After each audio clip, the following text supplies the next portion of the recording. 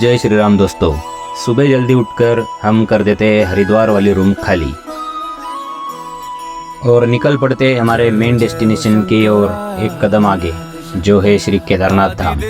और उससे पहले हमने बेस विलेज सिलेक्ट किया था सोनप्रयाग, तो हम वही के लिए निकल रहे हैं।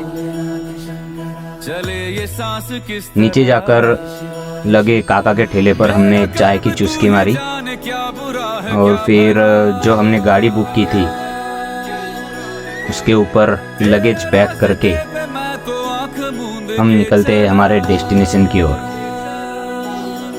सोनप्रयाग जाने से पहले रास्ते में 2 मस्ट विजिट प्लेस है जो आपको करने ही चाहिए। केदारनाथ जाते वक्त रास्ते में ही पड़ते हैं।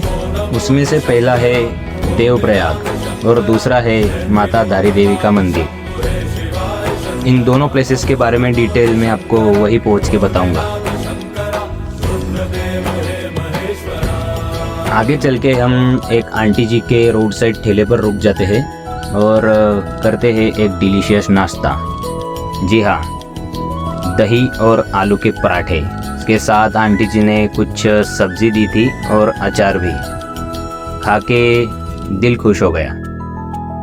नाश्ता करके हम लोग निकल जाते हैं हमारे नेक्स्ट इमीडिएट डेस्टिनेशन देवप्रयाग के लिए।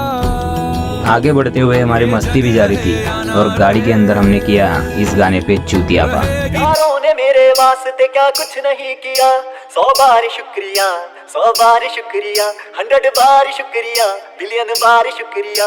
तुम जैसे अमलियों का सहारा है दोस्तों, तुम जैसे ठरकियों का सहारा है दोस्तों।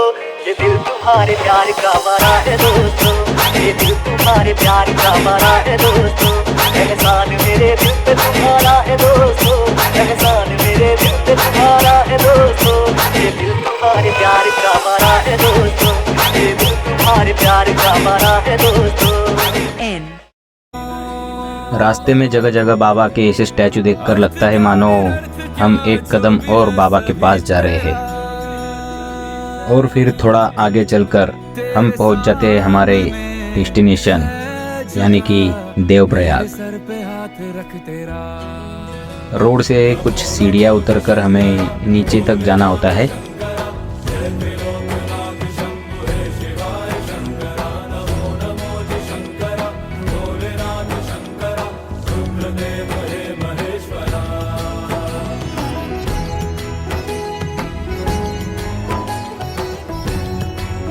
नीचे उतरने पर सबसे पहले हमें दर्शन होते हैं भागीरथी के, और ये है अलकनंदा।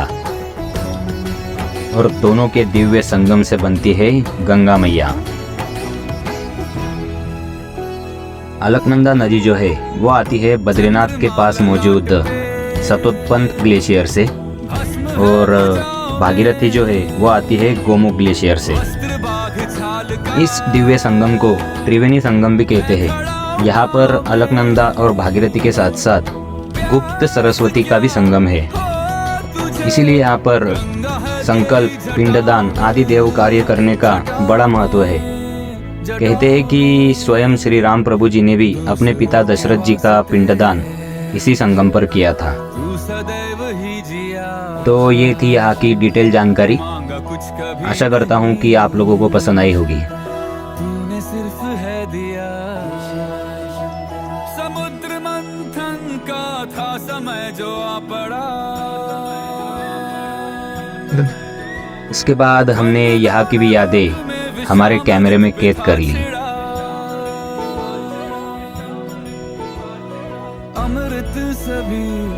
और इस दिव्य संगम का पानी भर के हम निकल पड़े आगे की ओर।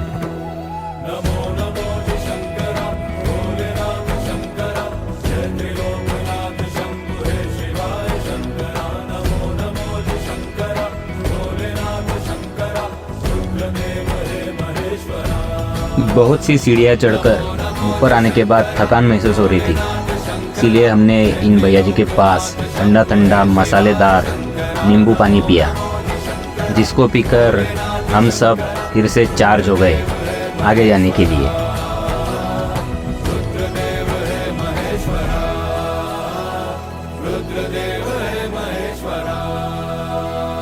वहाँ से 30-40 किलोमीटर आगे आके हम पहुँच जाते हैं हमारे नेक्स्ट डेस्टिनेशन पर, जो कि है माता धारी देवी का मंदिर। माता धारी देवी का ये मंदिर उत्तराखंड में स्थित धारी गांव में अलकनंदा नदी के बीचों बीच बसा हुआ है। और माता के दर्शन करने के लिए आपको यहाँ भी कुछ सीढ़ियाँ उतरकर नीचे जाना होता है। धारी देवी को काली माता का रूप कहा जाता है और मान्यताओं की माने तो इसे चारों धाम का रक्षक भी कहा जाता है। इसकी एक खासियत यह भी है कि दिन में माता का चेहरा जो है वो एक छोटी लड़की जैसा दिखाई पड़ता है, दोपहर में ये एक वयस्क स्त्री जैसा दिखाई पड़ता है और रात होते होते ये एक बूढ़ी औरत जैसा दिखाई देने लगता है।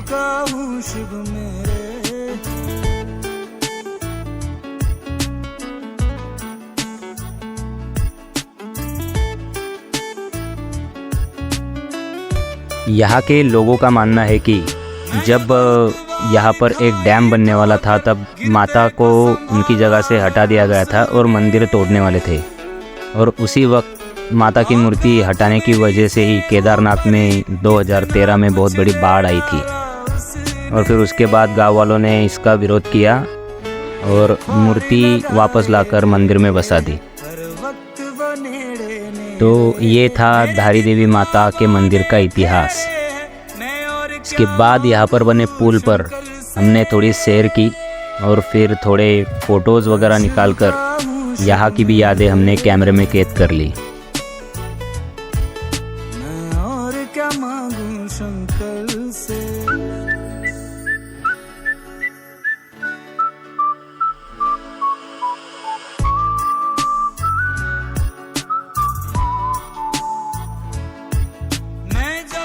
शिव का भक्त हुआ, मेरे दिल से विदा हुई नफरत। पशु पक्षियों से भी प्रेम हुआ। यहाँ से निकलने के बाद हमारी कार रोड पे कुछ इस तरह से फिर से दौड़ने लगती है और फिर आगे चल के हम खाते हैं दोपहर का खाना।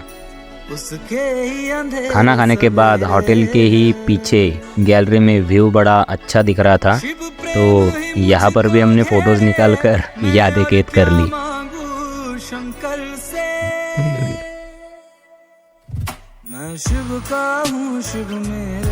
हमारे आज के मेन डेस्टिनेशन यानी सोनप्रयाग पहुँचते पहुँचते हमें हो जाती है रात और हम पहुँच ही जाते हैं सोनप्रयाग। यहाँ पर भी हमने 2 रूम बुक कर लिए जिसका रेंट सेम 3000 ही था। फिर हम जाते हैं एक होटल में और यहाँ पे स्पेशल पहाड़ी खाना खाते हैं जो कि बहुत ही डिलीशियस था।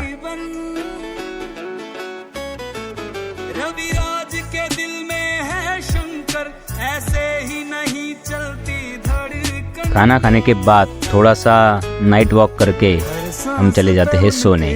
Stay tuned. शुभ रात्रि।